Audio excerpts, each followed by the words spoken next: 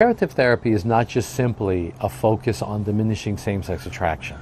We deal with past trauma.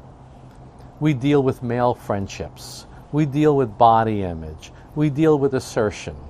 We deal with facing the reality of the fact that you did not get what you needed from your childhood, whether it be mother, father, family dynamic, or whatever. We deal with identity. We deal with self-esteem. We deal with your sense of yourself in relationship to others. You're not a little boy among women. You're not a little boy among men. You're a man among men.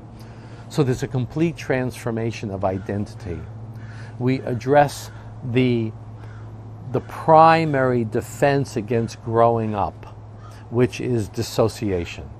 I shut down, I go into fantasy, I go into gray zone, I become isolated, and that's where my homosexual fantasies come up.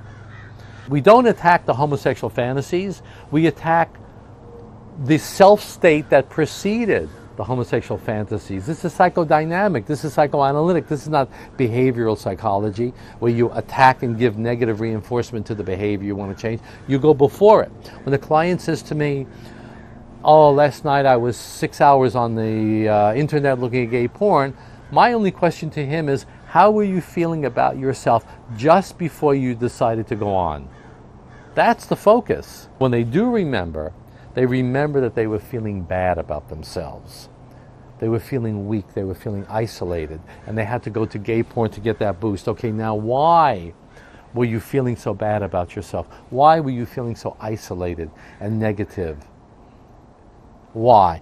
We trace it back to a shame moment. Somebody said something to you, somebody did something to you, somebody looked at you a certain way, and you had to drop. Okay? And the therapy is to bring them out, to be assertive, to be clear, to be courageous, to identify their feelings, to speak their feelings, and that moves them to heterosexuality.